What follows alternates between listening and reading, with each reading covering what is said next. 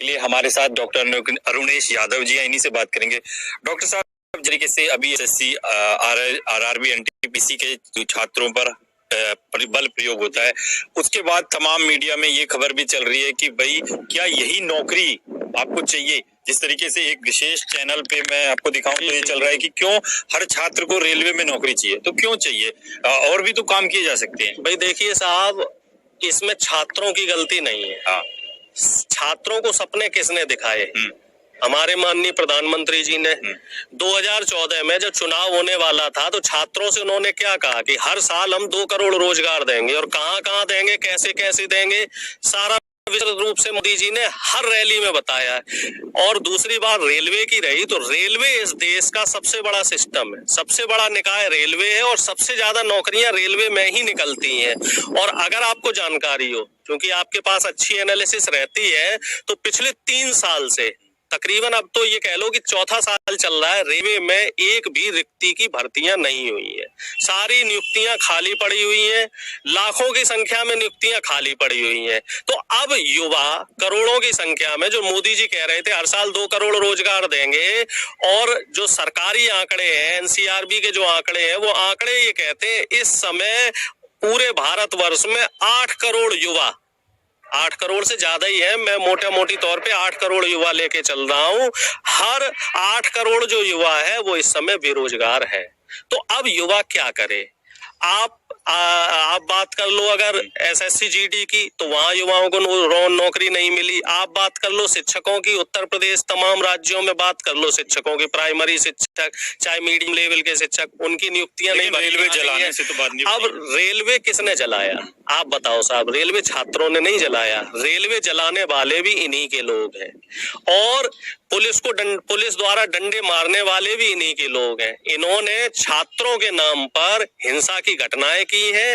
ये कोई नया काम नहीं है भारतीय जनता पार्टी के लिए। किसानों के लिए भी इन्होंने पिछले 1 साल में, अगर आपको ध्यान हो, कि किसानों ने यहाँ हिंसा कर दी, किसानों ने वहां कर दी, किसानों ने लाल किले पे तिरंगा फहरा दिया, ये कर दिया, बदनाम कर दिया। बाद में कौन लोग निकले? वो इन्हीं के लोग निकले।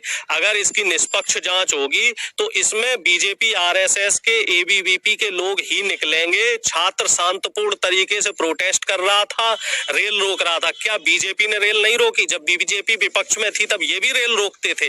किसानों ने रेल रोकी, जाटों का आंदोलन हुआ, उन्होंने रेल रोकी, गुजरों का पहले आंदोलन हुआ, उन्होंने रेल रोकी। देखो, हमारा देश में एक संवैधानिक प्रक्रिया है और हमें विरोध करने का अधिकार है। संविधान हमें आजादी देता है कि अगर हमारी आजादी में, हमारे मौलिक अधिकारों में, रोजगार हमारा मौलिक अधिकार है, युवाओं का मौलिक अधिकार है, अगर मौलिक अधिकारों में हनन होगा, सरकार द्वारा अनदेखी की जाएगी, तो युवा शांतिपूर्ण तरीके से प्रदर्शन कर सकता है। लेकिन युवाओं को प्रदर्शन नहीं करने दिया जा रहा।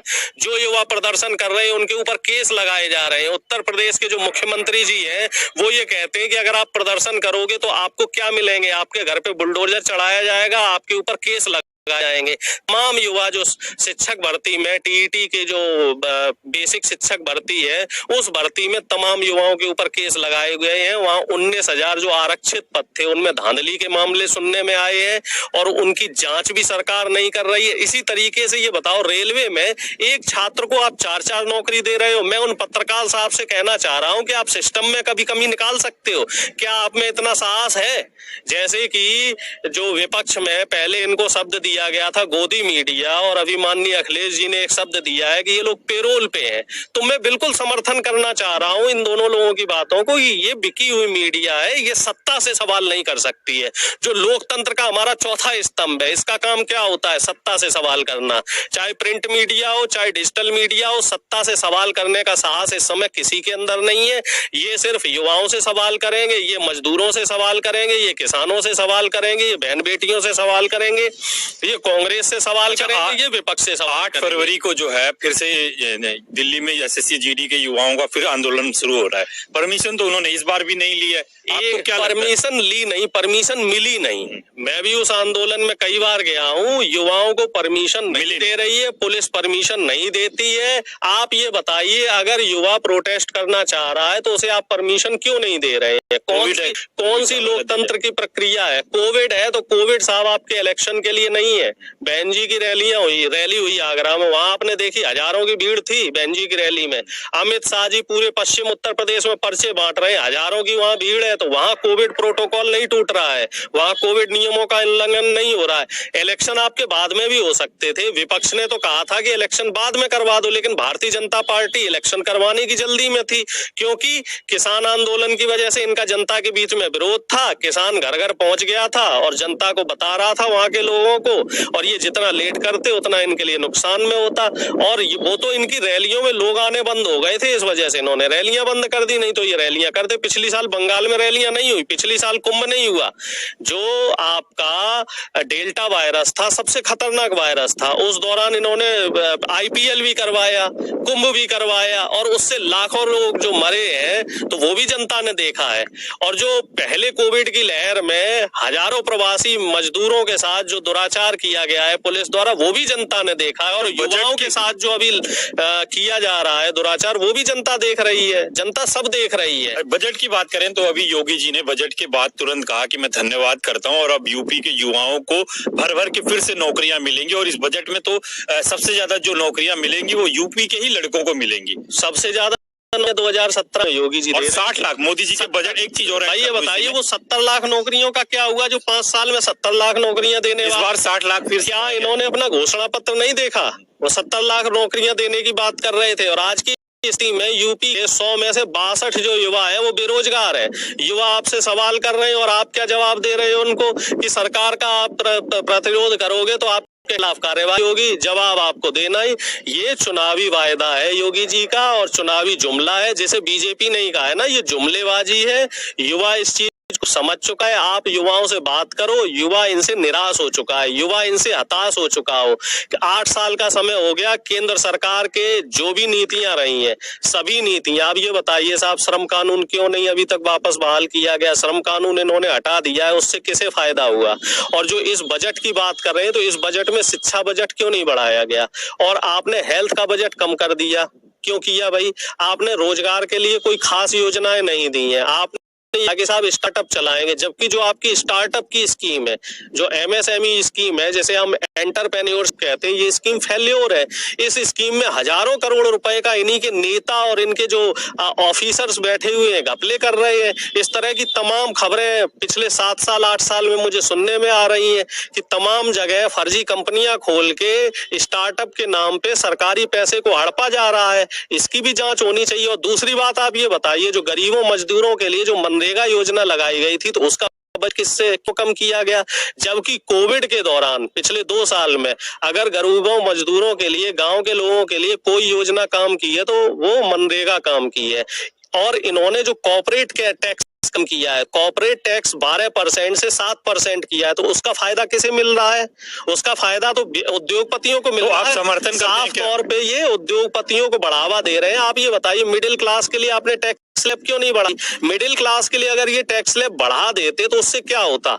एक जो हम आप जैसा जो आम आदमी है उसके पास पैसा बचता तो वो क्या करता? वो खरीदारी करता तो मार्केट में आती, मार्केट में पैसा आता, मार्केट में पैसा आता तो उससे क्या होता? अर्थव्यवस्था बढ़ती कि नहीं बढ़ती? ये खुद अर्थव्यवस्था कमजोर करना चाह रहे हैं, ये गरीब और अमीर रखना चाह रहे हैं। राजनाथ सिंह ने तो कल कहा कि राजनाथ सिंह तो कह रहे हैं कि अर्थव्यवस्था बढ़ रही है, बहुत तेजी से बढ़ रही है। अर्थव्यवस्था अगर बढ़ रही है तो जीडीपी के आंकड़े क्यों नहीं किए जाते? बेरोजगारी दर जो बढ़ रही है, पहले बेरोजगारी जो दर थी वो 3.4% थी, अब वो बढ़ के 4.9% हो गई है। तो ये क्यों हो गई है?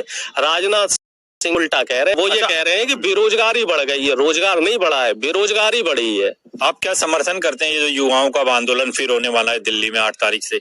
साहब, मैं बिल्कुल युवाओं के साथ हूँ। हमारे देश का युवा हमारे देश का भविष्य है और हमारे देश का भविष्य अंधकार में है। मैं युवाओं के साथ हूँ, हर तरीके से साथ हूँ, जितना मैं सक्षम हूँ मैं इस देश के युवाओं के साथ हूँ। और इनकी हर आवाज को बुलंद करने के लिए मैं हर जगह तैयार रहूंगा, क्योंकि ये युवा ही है जो इनको सत्ता में लाए थे। इन्होंने युवाओं को जो सपने दिखाए थे, कहीं ना कहीं उन सपनों को ये पूरा करने में असफल रहे हैं।